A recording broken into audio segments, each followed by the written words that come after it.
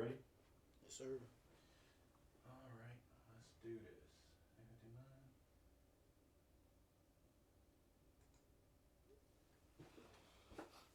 All right, we are about to be live once this pops up. Get all your cursing out? Blah, blah, blah, blah, blah, flabbergasted. All right. Blah, blah, blah, blah, blah. Flabbergasted. All right. Hey, I got that live notification. We are live. Yeah. All right. As I walk into the frame over here, setting stuff up. Welcome all. Welcome everybody. 8 o'clock on the dot. 8 o'clock on the dot. We not a drop top. Thank you. Faux Usher over here. We're the News 19 Nerds back for another Press Play edition. We did one yesterday. It was Leroy and myself. Leroy is off in Charlotte right now for Heroescon for us covering that. How heroic of him. Yeah, right. Heroic of him covering all the big stories, talking to all the cool nerds and who not and all that stuff. Who are you, for people who don't know? For those that don't know me, I'm not Luke Cage, but I am Avery. Pleasure to see you. That's what I'm gonna get today. That's what we get. That's the character you in. All right, that's cool. I'm not mad at it. I'm not mad at it at all. I am Michael. Like I say, we're the News 19 Nerds. We got a couple things we're gonna talk about today on the docket. We didn't get your opinion yet on E3, so we're gonna talk to you about that. Just kind of overall highs and lows, that kind of stuff. Right. We're also gonna talk about Heroescon, but not just Heroescon. We're gonna talk about conventions in general, what you like about them, what you don't like about them, that type of stuff. How do you get maybe your significant other to go to a Heroes, to a comic convention? That's definitely a date. Yeah, that's if you can get them to go, that kind of stuff. And with Men in Black coming out, we're going to talk about movies that are out in the theater right now and movies that people are not excited to see because people are trashing Men in Black. Dang. They're also trashing Shaft too, which is really sad. Yeah. I think it's because they went more of a comedic route. Could be. They see. We'll get into that. Could be. All right, so you're the guest. I mean, you are a News 19 nerd, but you ain't always here, so you're a guest right now. Pop up when I can. What you want to start with first? We can go to E3 first. E3 first. All right, first. E3. Leroy and I gave our thoughts. We both kind of talked about our highs and lows. We talked about the Microsoft conference, how they, with Sony being gone, we felt like they didn't capitalize on it enough. So in a way, Leroy was saying Sony still won, even though they weren't there, because Microsoft didn't do enough to make you just think this was Microsoft's conference. Yeah. I'll throw that to you. Who do you think won E3? Was there a winner to you? I mean, if we talking about winners, I guess just the fans, because we're the ones who's going to be getting all the content, getting all of the games. Keanu Reeves is the winner, man. Keanu just walked out and people were just like, oh, Keanu. Pretty much. I mean, he's just done so much that he gets that credit. He gets that respect from us. But just with E3 in general, I love E3. I didn't catch a lot of it this year. I probably can agree with a lot of other people saying that E3 Microsoft probably could have gone a little bit harder, especially when like your major competition isn't there. If people aren't wowed by just your stuff being there, then maybe it's back to the drawing board a little bit.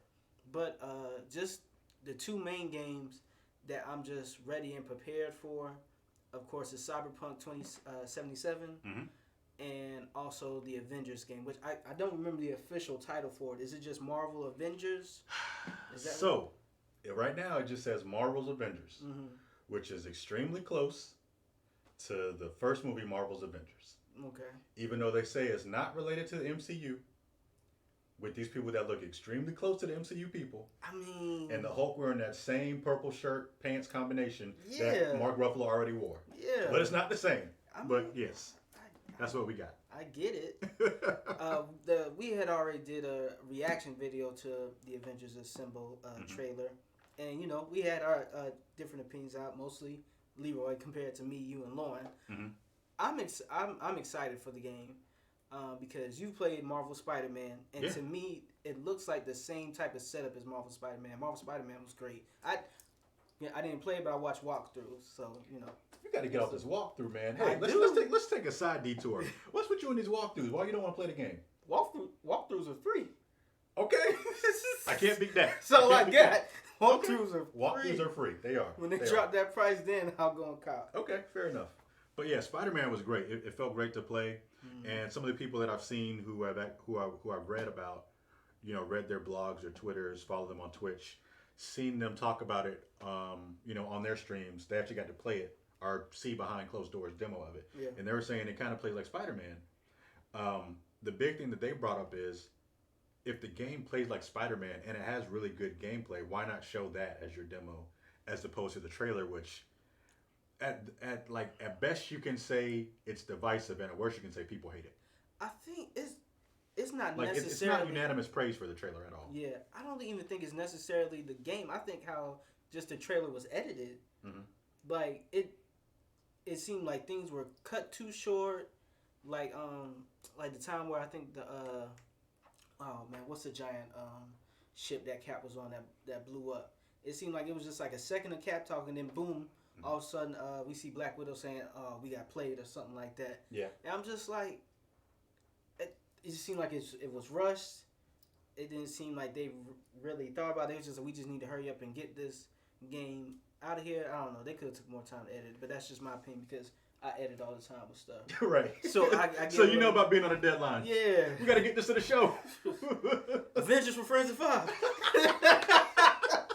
Just put this together quick. Don't worry about what it looked like. Just get it on the air. Yeah, that's what it seemed like it was. Yeah. But it looks like it can be a good game despite the kind of okay trailer. Yeah. I mean, the trailer, I said it yesterday. When I first saw the trailer, I was watching the Square Enix press conference. Mm-hmm. Crystal Dynamics showed it, and I was definitely caught up in the hype of seeing it, and I'm really happy that I got to see it. I was like, yeah, this is great. Seeing it more and more, I'm kind of like, I still want to get the game because it's an Avengers game. Yeah. And I think that Marvel, the way the Marvel Games division is doing games now, the gameplay is still good. Yeah. I'm not completely 100% sold on it like I was before, but I definitely still want to play the game, at least give it a shot. Right. Do you think people even remember, because you hardly even see it talked about, there's been a Captain America game before. There's been an Iron Man game before. I think there might have been 2 Iron Man games by Sega. I think so. I know at least one by Sega. There's been a Hulk game before. Yo, Ultimate Destruction was fun. It was kind of muddy because it was GameCube, graphics, but it was a fun game. Right. Yeah, it was fun. So that's already 3 of the Avengers. We know Black Widow and Hawkeye, they haven't had their own game like Hawkeye that. Right? still ain't in this game. Yeah, that's right. Hawkeye's not in this game. Right. Dang, not even for the OG Avengers. Yeah. Yeah. That's crazy. Yeah. But yeah, I'm still excited about the game, man. Hey, Rayshawn Kidd, good afternoon, good evening. I don't know what time zone you're in, but nice to see you again in our chats. What up, Rayshawn? He loves your walkthroughs are free. Good one. He agrees. Yeah, they are. All right. So, what was kind of your what did you see that maybe surprised you from E3? Anything that because you were talking about, you knew about Avengers that was coming. Yeah. You knew Cyberpunk was a game. Anything that was new that surprised you? Like I said, I didn't get to see a lot of E3, so I missed on a lot of stuff. Mm-hmm. But just back to Keanu, when he popped up on that screen at Cyberpunk, I was like, what? Yeah. Yeah. Look, I got Keanu up in here. What he gonna do? Right. Oh my gosh, can I play as him? Right. Man. So that's my biggest surprise from E3. I know that you said they're coming out with another Final Fantasy game, right? I'm sure they're working on Final Fantasy 16 at this point. Mm-hmm. But Final Fantasy 7, the remake, is supposed to come out March 3rd, 2020. Mm-hmm. And for me, it sold me as somebody who necessarily didn't. I wasn't enamored with the original Final Fantasy on PlayStation, Final Fantasy 7 on PlayStation. I've said it before, I'll say it again. Final Fantasy 6 is my all-time favorite Final Fantasy game on Super Nintendo. I thought it was okay for Final Fantasy 7, and I think people loved it so much that I wanted to hate it because I'm going to be against what you say. It's an okay game to me, but seeing it at the Square Enix trailer, I was definitely like, yo, I pre-ordered the Super Deluxe Edition for that, and I don't even like the game like that. They got me. Now Square Enix and Crystal, Square Enix, it's not the full game that you're getting. You're only getting like the first section of the game, which was in the town of Midgar, like the industrial city, which kind of sucks. I want the whole game. As you should. Yeah, so I mean, we'll see. What the people have, the producers and everybody has said is that this game. Okay, cool. Just making sure I'm reading what people say. This game, the part 1 of Final Fantasy 7 is it's going to be a complete game, Yeah. whatever it is. So they said there's a logical conclusion that they have made in this, Right. and they say it's 2 Blu-rays disc worth of content. Good So lord. whatever that means. So we shouldn't expect any more DLC content for this game. They want to have everything included.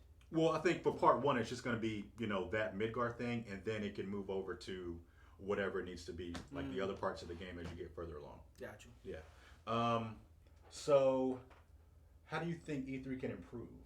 I don't know, man. Like, what can you do to showcase games to get people to play? I heard, I guess for the experience for people who are actually there, I heard there wasn't either as many like demos or stuff for people to play a setup with.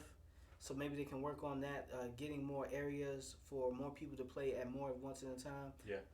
Nobody wants to be waiting in line forever because they might want to go to either some other type of segment or showing that's going on that they want to get to. I don't know how ticket prices are for E3, but I can't expect them to not be cheap. So within the past, I don't remember when it was, but E3 was generally just a press and media event. And the last 2 or 3, audience let us know, was like the last 2 or 3 years, they opened it up to the public. Yeah. And for a show that was already crowded, it became even more crowded, adding more people to it. So what they kind of did was like the first day was generally like that Tuesday is generally open to the media, so they can kind of get their information in, so they can write those articles that we want to read about. They write them up, they get all the information, and then more people are allowed in. Gotcha. I know for going back to the Square Enix booth, the people that I have read saying it's like 3 or 4 hours. Like some people were waiting 3 or 4 hours to play, just a little bit of the Final Fantasy demo because they only had so many kiosks that you could play it at. Yeah, that's dead. I ain't trying to. Yeah, I know one thing that people were doing was they were giving people tickets within a allotted time. You come back at this time, this is when you could play it. That kind of alleviates the line somewhat. Yeah. But let's move a little bit from E3. Talking about conventions. Let's talk about conventions overall. Like we said, our fearless leader Sorry, I am the fearless leader. Yeah, our fearless leader Leroy is up in Charlotte right now, Charlotte, North Carolina, covering Heroescon for us. Shout out to the Queen City. Yeah, he's done a couple of reports on air for News 19, and you can see some of his stuff on our stuff on Instagram, Twitter, stuff like that, and WLTX.com to see some of his reports.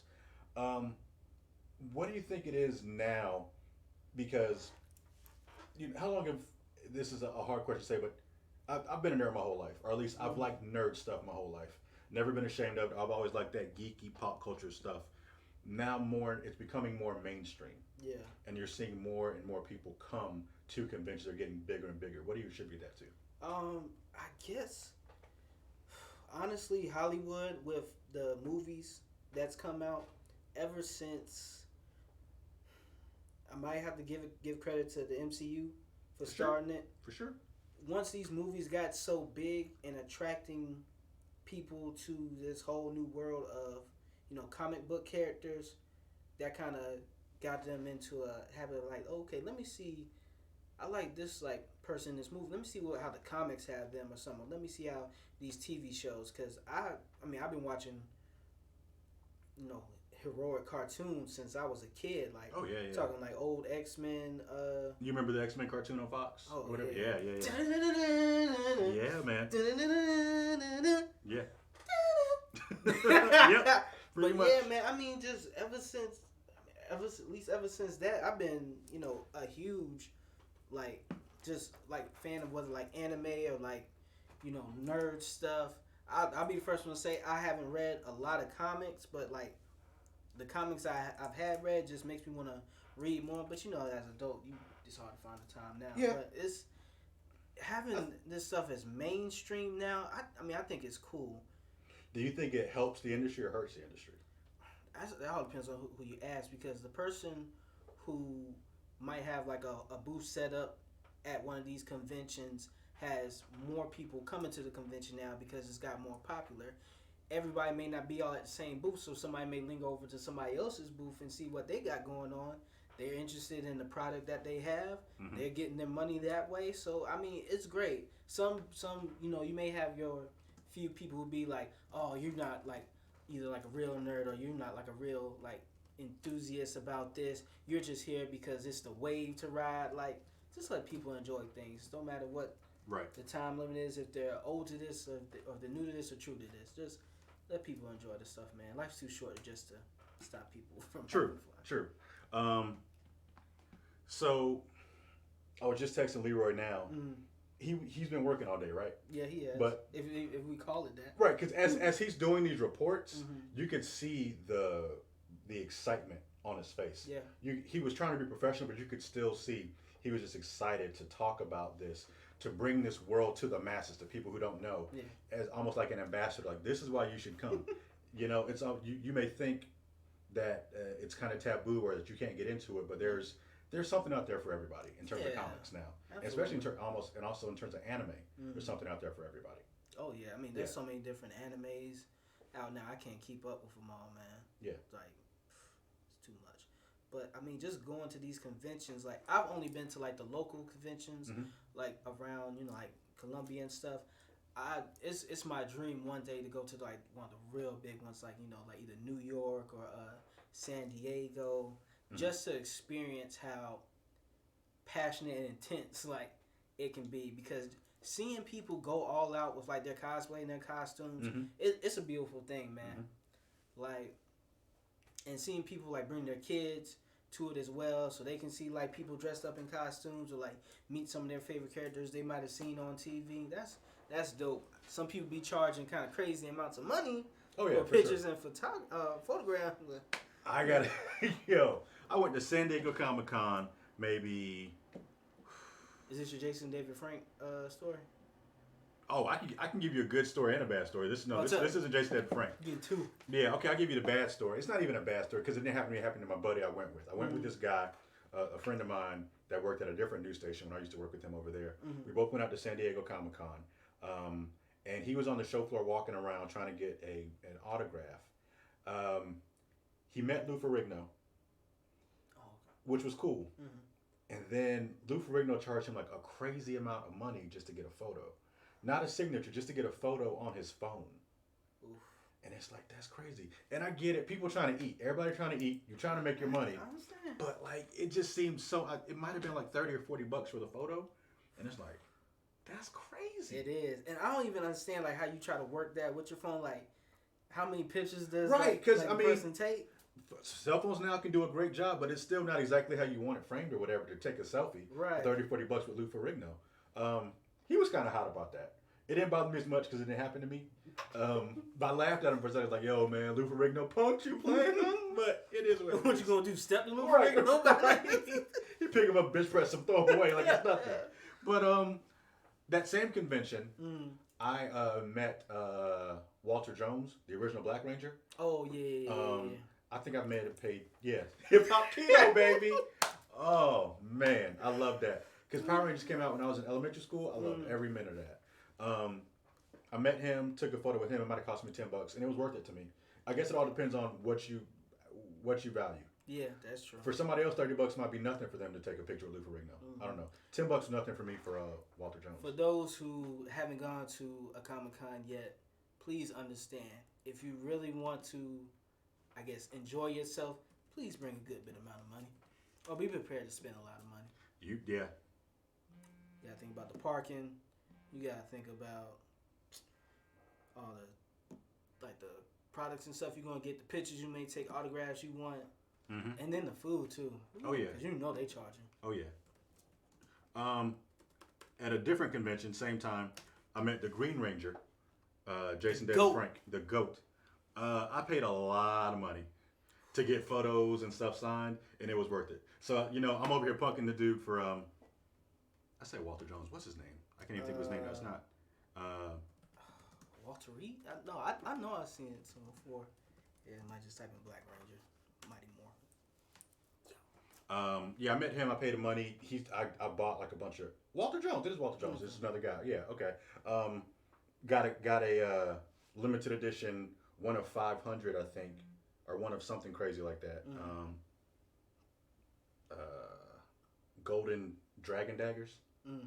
That was crazy. I paid maybe $250 for the dagger or something like that, and then I paid to get it signed with him and stuff. So I mean, it was a great experience for me. Could you ever see you selling any of the stuff that you've ever gotten at Comic-Con? I mean, maybe if I was in a bind, but not only did I pay like monetary value, it means so much to me. Yeah. I put sweat equity into that stuff. That stuff has skyrocketed in price to me. You got to pay me a lot of money to get that stuff. Yeah. Plus, I guess, like on the dagger or on the box for the dagger, it says to Michael. So it's gonna be kind of weird if I sell it to you, and it's gonna say to Michael. To all the Michaels in the world. Yeah. So if you and Michael want to buy maybe 2014 limited edition San Diego Comic Con dagger, get at me. Well, we could talk. We should treated this. We should have brought the dagger tree like what's the NC Roadshow? Listen. This is a great deal we have right here. Right. You know what? Just for you, just at this time right now, selling to you for $500. Essentially, yeah. Yeah, it was. Yeah, I was really happy with it. I think it also gives you a chance to see people in a different light. Yeah. In terms of sometimes nerds are the term nerd is used for people who are introverts and shy, and that can be true. Yes. But at the same time, that almost lets them be who they want to be, right? Yeah. They feel empowered to be superheroes or whoever you want to cosplay. You don't have to be a superhero. It can be everything can be cosplay now, but you feel empowered to be that person, you know, for that day or for that weekend or whatever. And you may come out of your comfort zone. You are less shy, less timid. You're open to meet new people. And there's a lot of creative people that come to these conventions too. You see some people in cosplay that's either better or like right up to par with like some stuff we've seen in movies and TV shows, man. That's what I want to have an interview with or a sit down with somebody who really has the legit work of like cosplay stuff. Like the video of the guy dressed up as Thanos having either his little daughter, something as Gamora. Mm-hmm. I think I've seen somebody, like we've seen people in like almost full Iron Man costumes. Might have seen somebody in a Hulkbuster costume before too. Like that's on the East Coast.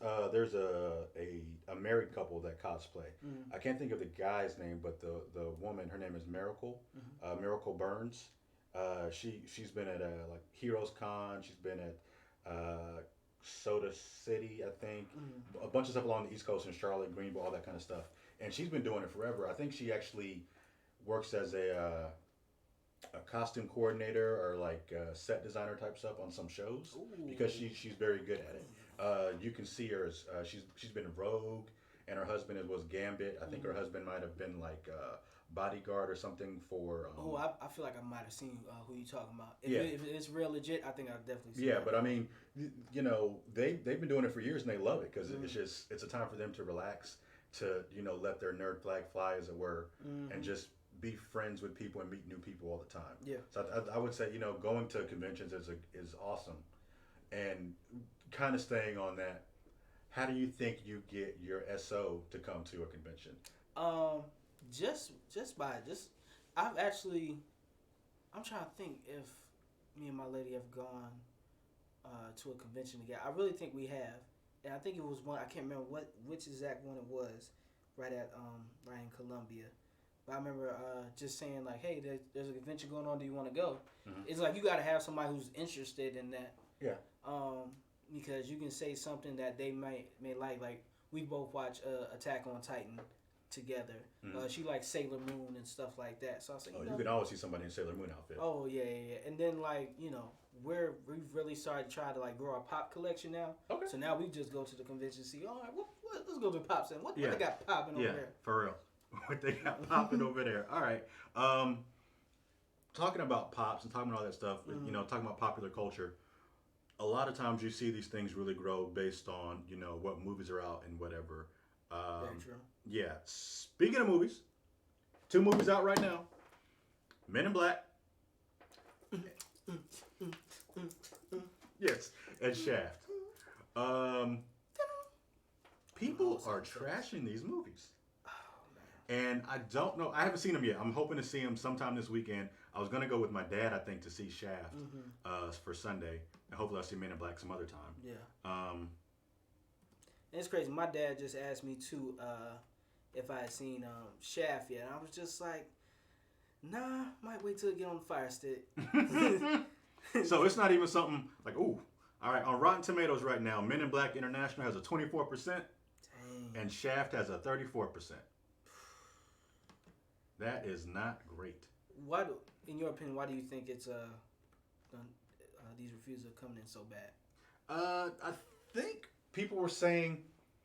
I think there was probably a lot of hype built up with having a Thor Ragnarok reunion, as it were, with Tessa Thompson and Chris Hemsworth, because they were great together. They got great chemistry, yeah, and it was a lot of fun to watch them. So when they were announced as like the new MIB agents, you're like, oh, this is gonna be great. And I think what I've heard is they're good in it, but they don't get a lot to do, and the plot is kind of the same plot we've been seeing for the past 3 movies. Oh, like we gotta find this item or artifact or something before like the world like blows up. Probably. Or, like, destroyed. Some little small item, probably some MacGuffin that you got to find to do whatever. Yeah, and you know what? Men in Black 3 was kind of the same thing too, but the reason I like Men in Black 3 so much because it's did a little different element to it, like the time travel. I thought Will acted great in it, but that's Will Smith. His whole back in time thing. Josh Brolin was really good acting as Tommy Lee Jones. Absolutely. Like, that could be a younger J or K? K. It was K. Younger K, younger K. He was good. Yeah, I like that. But I mean, when I saw the Men in Black trailer, I thought it was cool. Hey, we're getting new Men in Black. But I guess is what pulls me into this. Like, do you think if we hadn't just gotten Avengers, would this movie have done better? Because it's just like, we like Chris Hemsworth, we like Tessa Thompson, but we just seen them doing something differently that we really liked in that movie. Now that you see what I'm saying? Yeah, it's like I don't think that them being in Marvel's Avengers hurt this movie. Well, I say that. No, because just based on the reviews, people are still saying they're still good together. It's just the movie overall just doesn't live up to. It doesn't give them enough to do. Yeah. So they're still bringing their A game, as it were. It's just that the scripting and all that isn't what people wanted. It's just more of the same, and it's not really anything new. Gotcha. Almost like, why even make the movie? Almost give them something else to be together in. Don't call it Men in Black. Call it something else and do a different type of movie. Just have them be in it. Yeah, I can see that. You know what? I'm gonna say this because I'm a fan of horror movies. A Men in Black horror movie be kind of tight. Do you remember a couple years ago, chat? You let me know if you guys remember this too. When Sony got hacked and they were leaking emails and stuff. Oh yeah. Like the interview got leaked or whatever, or was that what the interview was? Yeah, I remember Seth Rogen and I think that got leaked and a bunch of emails came out. One of the emails came out was talking about Men in Black teaming up with 21 Jump Street. That would have been interesting. That would have been crazy. Well, I say that. Who knows? I mean, if it was the same type of movie, maybe it wasn't. But the idea for it would seem like it would have been pretty cool. Yeah. I don't know, man. Men in Black. We like the Men in Black movies. Goodness, this would have been the 4th Men in Black. Yeah. This 4th. I don't know.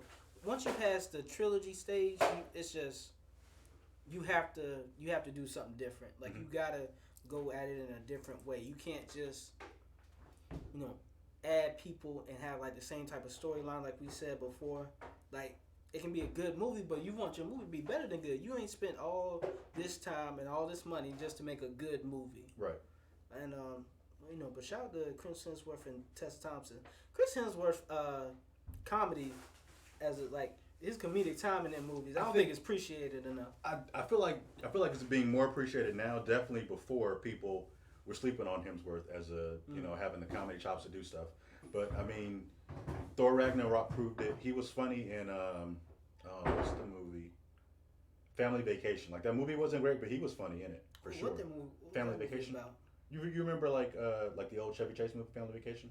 Oh yeah. Yeah, they remade, or they did a new one with Ed Helms as the son. Oh, I forgot about Ed Helms, Christina Applegate, and their family. They were trying to go to Wally World, and I think it might have been Leslie Mann and Chris Hemsworth were the brother-in-law and sister to Ed Helms' character, and so they stayed at his house for a second. It was a funny movie, and he was also in Ghostbusters. He had a good turn in Ghostbusters, I thought too. I heard he did well in Ghostbusters. Yeah. I didn't see him. I heard he did well. So I mean, this movie definitely isn't going to sink their careers for anything. We both know they probably still have MCU movies for sure, or at least they're going to do some type of some type of renewed deal of some kind. We need that as Guardians of the Galaxy, man. For sure. We also know Taika Waititi has talked about there are plans for a Thor 4. So you want to bring back, I would assume you want to bring back those two. Please bring what's his Korg name? and Meek back? Bring Korg and Meek back. But I definitely want to see what's the other Thor's name? It's like Ray Bill or something. Beta Ray Bill? Beta Ray Bill. Beta Ray I Bill? want to see Beta Ray Bill Okay. in the movie, man. Yeah. Oh my gosh, that would be dope. But yeah, that's how I feel about Men in Black. Now with Shaft. Oh, Shaft. So the one review I read is that it's kind of outdated and tired, and the jokes are kind of lowbrow, not as great. Mm-hmm. Now I still haven't seen it yet, so I don't know. So I'm only based on other people. I'm still going to see the movie just because I want to see it for myself. Yeah. They said that the movie kind of has a almost at times a homophobic bent to it, which is kind of like like in 2019, do better. You can't do that in June, man. Especially in June. Especially in June, right? But like just overall, just do better, Shaft. If that's what it is, that's unfortunate. Yeah. Because I like everybody. I like Richard Roundtree. Love Samuel L. Jackson. I like Jesse L. Martin. Jesse T. Martin. Jesse L. Martin. What's his name? The young guy, right? Yeah. I don't think it's. Let's see. What else he been in? Because all I remember was his terrible performance in Independence Day. I feel like that's what I remember from too. That's all I remember. Let's see. We got Jesse Usher. I'm talking about Jesse L. Martin. That's the guy that plays the dad on Flash. Oh, That's not the same guy. He's awesome. Y'all should go watch that, but that's a different thing. But yeah, Jesse Usher. Okay, Alexandra Shipp is in this. That's cool. And Regina Hall. Yeah, maybe is it a movie that just came out too late?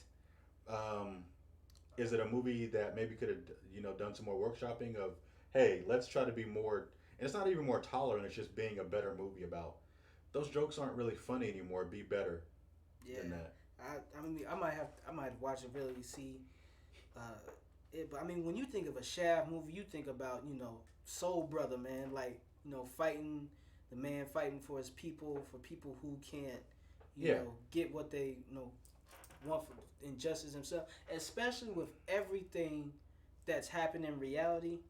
There is more than enough content that you can pull from reality to put into this movie. Like, I almost want to say a Shaft movie should almost be like a dope Law and Order like episode, because we see how great that they can do with putting crime and a little bit of mystery into things, like solving something.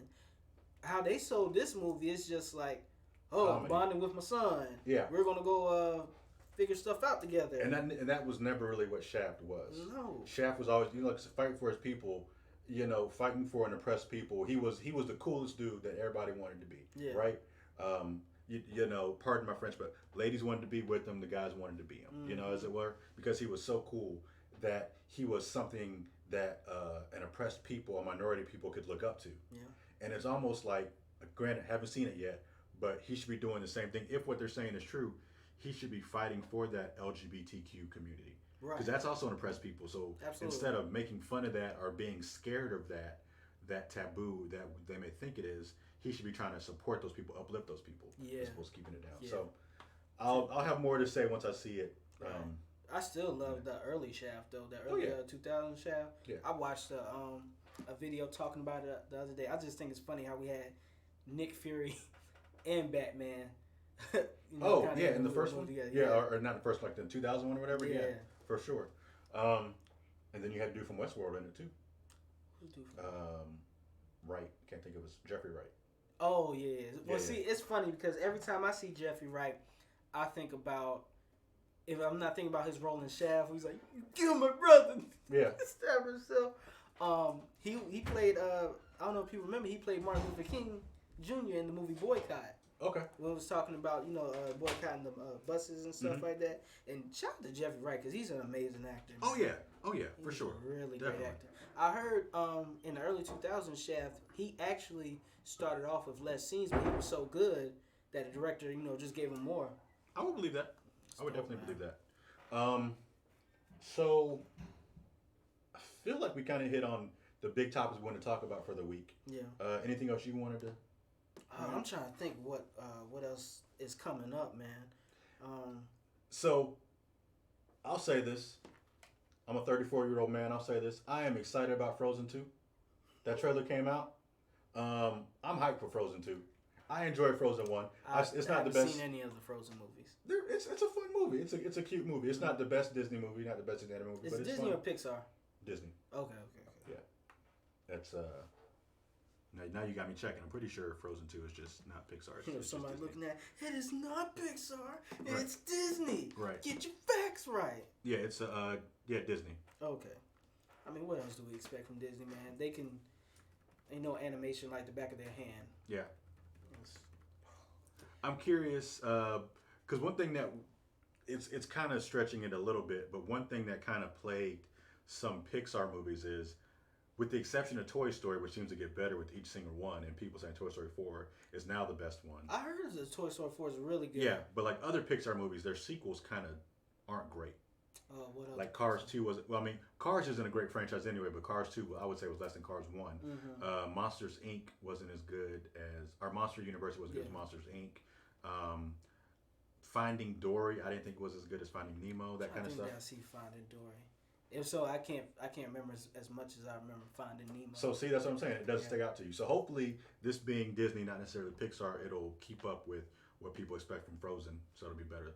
I expect that. We'll probably get at least a trilogy of Frozen. I mean, if I think the first one made $1 billion or close to it by itself. Oh yeah, I would definitely expect that for sure. If we're still speaking about nerd stuff, I don't know if y'all talked about this in another video. The new Star Wars theme park they got. In Disneyland? Yeah. Yeah. Galaxy's Edge? Yeah. Man, that looks amazing. Oh yeah. I need to get my money up so I can go there. Oh yeah.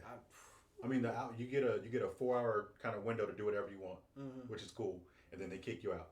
Oh, they kick you out just like that? Oh yeah. Yeah, you get a ban, and you get 4 hours in the park to kind of mess with, maybe buy some merchandise, get on the Smuggler's Run ride, talk to the people that are live action role playing, all that kind of stuff, and then after 4 hours, I guess your band's probably like an IRF band or IF band or whatever it's called, so they can know what time it's over, and then they kind of kick you out of the park.